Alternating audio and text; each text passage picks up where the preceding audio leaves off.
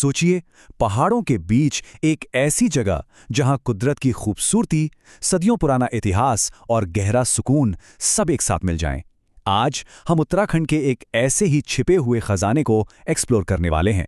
टॉन्स नदी के किनारे बसा एक बेहद ही खूबसूरत और शांत गांव हनोल। तो चलिए सीधे इस रहस्य में उतरते हैं। क्या कभी किसी ऐसे मंदिर की कल्पना की जा सकती है जिसे खुद देवताओं के वास्तुकार यानी भगवान विश्वकर्मा ने बनाया हो?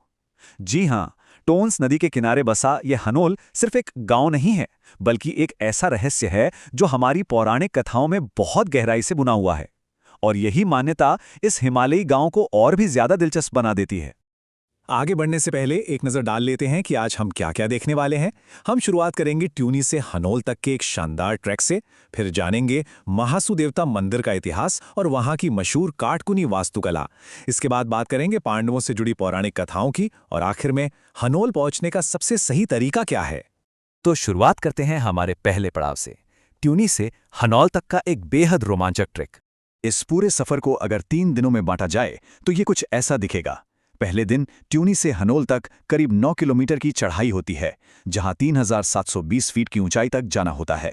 दूसरे दिन हनोल गांव को अच्छे से एक्सप्लोर किया जाता है, और फिर तीसरे दिन देवता रेंज से समाधि ट्री सेंचुरी तक 7 किलोमीटर की एक और शानदार ट्रैकिंग होती है।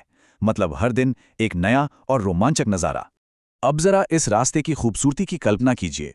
सफर शुरू होता है ट्यूनी के बशिक देवता मंदिर से। जैसे जैसे आगे बढ़ते हैं, टोन्स नदी के बहते साफ पानी की मीठी आवाज बिल्कुल साथ साथ चलती है। रास्ते में भकवर गांव के वो खूबसूरत सीढ़ीदार खेत आते हैं, और फिर एकदम शांत ऊंचे ऊंचे देवदार और चीड़ के जंगल। और हाँ, इसी रास्ते में एशिया के सबसे ऊंचे चीड़ के पेड़ के अवशेष भी देखने को मिलते हैं। है ना एकदम जादुई अनुभव। इस शानदार ट्रैक के बाद अब बात करते हैं उस जगह की जिसके लिए ये पूरी यात्रा की जाती है, महासू देवता मंदिर का इतिहास। जरा सोचकर देखिए, 9वीं से 10वीं शताब्दी के आसपास का समय।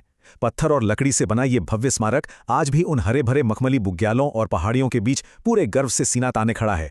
एक तरफ प्राचीन वास्तुकला और दूसरी तरफ कुदरत की हरियाली। ये नज़ारा सचमुच आंखों में बस जाने वाला है।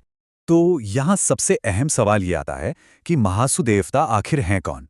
दरअसल महासू देवता कश्मीर से आए 4 भाइयों का एक सामूहिक रूप है। इस पूरे जौनसार क्षेत्र में इन्हें भगवान शिव का ही रूप माना जाता है, और ये यहाँ के मुख्य रक्षक देवता हैं। मतलब यहाँ के लोगों के लिए ये महज एक मंदिर नहीं, बल्कि उनकी आस्था का सबसे बड़ा केंद्र है। अब आते हैं एक और बेहद दिलचस्प पहलू पर, इस मंदिर की काटकुनी वास्तुकला। जिन्हें डिज़ाइन और आर्किटेक्चर में दिलचस्पी है, उन्हें ये जानकर हैरानी होगी कि ये मंदिर असल में 2 अलग-अलग युगों का एक परफेक्ट कॉम्बिनेशन है। इसका जो मुख्य हिस्सा है, जिसे मूल प्रसाद कहते हैं, वो 9वीं शताब्दी का है। ये पूरी तरह पत्थर से बना है, और इस पर एक क्लासिक घुमावदार नागर शैली का शिखर है। लेकिन जो लकड़ी के मंडप और प्रवेश द्वार हैं, वो बाद में काटकुनी शैली में जोड़े गए थे। इन पर ढलान वाली स्लेट की छतें हैं, जो इन दोनों बिल्कुल अलग शैलियों को इतनी खूबसूरती से जोड़ती हैं कि लगता ही नहीं अलग अलग समय के हैं। अब जरा इन छोटी छोटी लेकिन खास डिटेल्स पर गौर करिए। छत के ठीक ऊपर एक 2 स्तरीय शंक्वाकार छतरी लगी है। कोनों पर लटकी घंटियां पहाड़ की ठंडी हवा के साथ खुद ब खुद बज उठती हैं। मंदिर के बाहर कुछ बड़े बड़े भारी गोलाकार पत्थर रखे हैं, जिन्हें भीम के व्यायाम करने वाले पत्थर माना जाता है। और जो दरवाजे प्रतिबंधित हैं, उन पर शेर के सिर वाले पीतल के भारी छल्ले लगे हैं। ये सब मिलकर इस जगह को एक अलग ही रहस्यमयी भव्यता देते हैं। और जहां इतना पुराना इतिहास हो, वहां कहानियों का होना तो लाजमी है। चलिए अब बात करते हैं पांडवों और यहाँ की पौराणिक कथाओं की। स्थानीय लोगों की मान्यताओं की माने तो द्वापर युग के अंत में जब भगवान कृष्ण अंतर्धान हो गए थे, तब पांडव टोन्स नदी पार करके इसी जगह आए थे। कहा जाता है कि सबसे बड़े पांडव युधिष्ठिर इस इलाके की शांति और सुंदरता से इतने ज्यादा प्रभावित हुए कि उन्होंने खुद भगवान विश्वकर्मा से यहाँ एक मंदिर बनाने का अनुरोध किया था।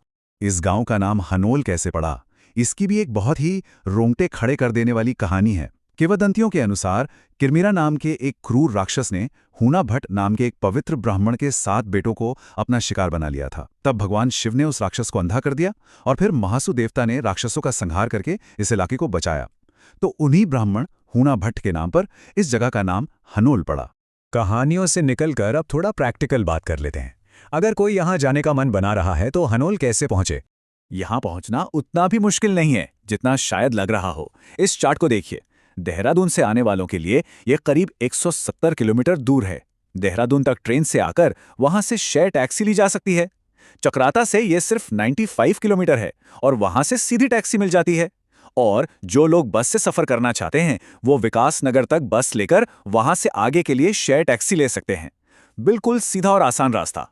लेकिन हाँ, इस दूर दराज के इलाके में जाने से पहले कुछ तैयारियां बहुत जरूरी हैं। एक अच्छी फर्स्ट एड किट और पहाड़ी रास्तों के लिए मोशन सिकनेस की दवाएं जरूर होनी चाहिए। कम से कम 2 लीटर पानी और कुछ इलेक्ट्रोलाइट्स तो मस्ट हैं। पहाड़ की चढ़ाई के लिए सूती कपड़ों से बचें और जल्दी सूखने वाले कपड़े चुनें। और सबसे अहम, अपना पहचान पत्र और एक अच्छी हाई SPF वाली सनस्क्रीन रखना बिल्कुल ना भूलें, ताकि ये सफर पूरी तरह से सुरक्षित रहे। तो प्रकृति की वो असीम शांति, वास्तुकला की वो प्राचीन भव्यता और पौराणिक कथाओं का वो गहरा रहस्य, हनोल में ये सब कुछ एक साथ आकर मिलता है। ये सिर्फ एक जगह नहीं है, ये एक एहसास है जो समय से परे है। तो इन सब बातों को जानने के बाद क्या ये अनछुआ और रहस्यमयी गंतव्य अगली यात्रा का हिस्सा बनने के लिए तैयार है? सोचिएगा जरूर।